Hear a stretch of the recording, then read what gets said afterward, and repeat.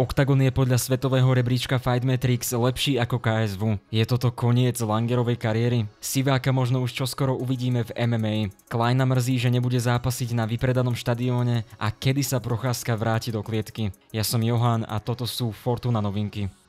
Oktagon je oficiálne lepší ako KSW, aspoň podľa rebríčka Fightmetrics. Nielenže preskočil KSW, ale je dokonca na 3. mieste hneď za UFC a PFL. Rebríček je zostavený na základe počtu bojovníkov umiestnených v rankingu Fightmetrics a na základe ich priemerného umiestnenia. Priemerný zápasník Oktagonu, ak to tak nadnesene poviem, je na 280. priečke, zatiaľ čo priemer v KSW je 293. Oktagon pomaly ale isto predbieha poľskú organizáciu. Minimálne v tejto jednej metrike je na tom lepšie. No a zdá sa, že aj vypredávanie hál mu ide lepšie ako KSW. Čo myslíte, je Oktagon lepší než poľská konkurencia? A zaradili by ste ho do top 5 svetových organizácií? Langer šiel minulý víkend do odvety s Popekom, ktorého v minulosti porazil. Tentokrát ale tvrdo prehral. Nemecký Viking ho vypol po minúte prvého kola. Pre Langera to je už druhé tvrdé KO v rade. Vypol ho aj Will Fleury, no a predtým dokázal otočiť zápas s Dusisom, ktorého nakoniec ukončil a prehral s Vémolom na KO po 7 sekundách. Od rôznych osobností zo scény či novinárov sa ozýva, že Pavol je už možno na konci kariéry. Z novotného slov cítiť, že by sa nečudoval, ak by Langer v dohľadnej dobe ukončil kariéru. Líto Langera, je nám líto každýho, kdo prohraje, protože když máš s někým vztah, Paolo Langer s náma bylo do Oktagonu 1. A teď možná 71 je možná konec té společné cesty. Těžko říct, nechci to říkat jak za něj nebo to hodnotit, ale tyhle ty dvě těžký KO, takhle pozdní části kariéry, je to na Palovi. No. Paolo Langer sa veľmi rýchlo vyšvihol, keď dokázal poraziť Xaviera a následne aj Popeka a získať tak dočasný titul poloťažkej váhy. Je dosť pravdepodobné, že to bol možno vrchol jeho kariéry, ale podľa mňa je ešte stále skoro hovoriť o nejakom konci. 2 KO v rade sú síce zlé, ale podľa mňa Langer ešte má čo ukázať. Paolo má ale usporiadaný život, rodinu aj prácu, takže aj keby ukončil kariéru, zadné vrátka vlastne ani nemusí hľadať.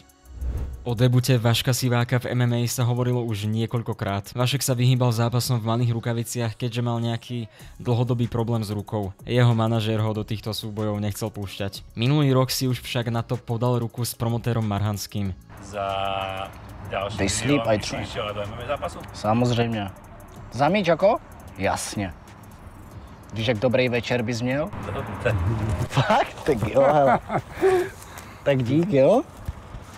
Dobre, takže vymyslíme ešte jeden zápas.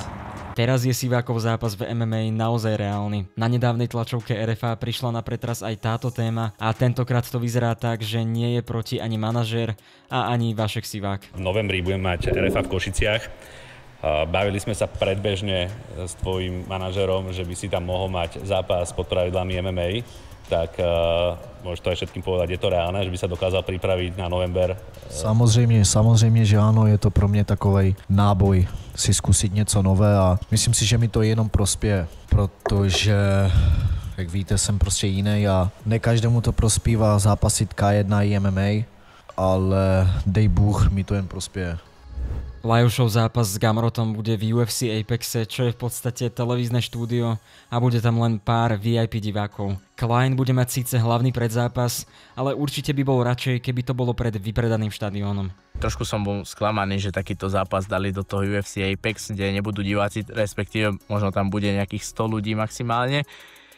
Takže určite radšej zápasím v nejakej veľkej aréne, kde sú diváci, kde to proste, kde pozbudzujú, kde to hučí, ale som si povedal vlastne, že takýto zápas sa neodmieta, proste to treba brať, aj keby to má byť niekde na ulici, takže naozaj v tomto prípade mi to je jedno. Lajoš sa samozrejme teraz sústredí na zápas s Gamrotom. Vie však, že výhra nad Gamrotom by ho veľmi posunula a nám prezradilo, s kým by sa napríklad rád stretol v klietke. Myslím si, že prípadná výhra nad týmto súperom mi otvorí strašne veľa možností, že s kým zápasí, pretože v tej top 10 je proste kopec dobrých mien. Aj ten zápas s Pedim Pimbletom ma stále zaujíma, pretože on sa teraz dostal do top 10, takže je tam fakt kopec miest, s ktorými by som sa chcel stretnúť, ale nechcem predbiehať, lebo nerad to robím, stále hovorím, že radšej sa sústredím na tento zápas a potom sa môžeme debatovať, že čo bude ďalej, ak zvíťazím, a verím tomu, že by ma to zase posunulo, že možno by som bol 1-2 zápasy od titulu, takže je to obrovská motivácia aj v tomto ohľade.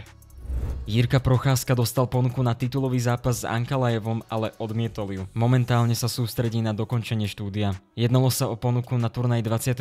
júna o titul poloťažkej váhy, ktorý som s dovolením odmietol, pretože som si jasne povedal, že najprv chcem dokončiť magisterské štúdium na Masarykovej univerzite v fakulte športových štúdií v odbore aplikovaná športová edukácia bezpečnostných zložiek. Potom sa vrhnem do prípravy na ďalší zápas a pôjdem po titul, ktorý doveziem do Českej republiky. Škola nebola jediný dôvod odmietnutia tituláku. Zavážilo aj to, že Jirka chce prípravu zobrať naozaj vážne a dôkladne a venovať jej dostatok času. Do klietky by sa chcel vrátiť po lete, keď dokončí štátnice, čiže niekedy v septembri alebo aj neskôr. To je na dnes všetko. Ak sa ti toto video páčilo, zanechaj like a počujeme sa zase na budúce. Zatiaľ sa majte a čaute.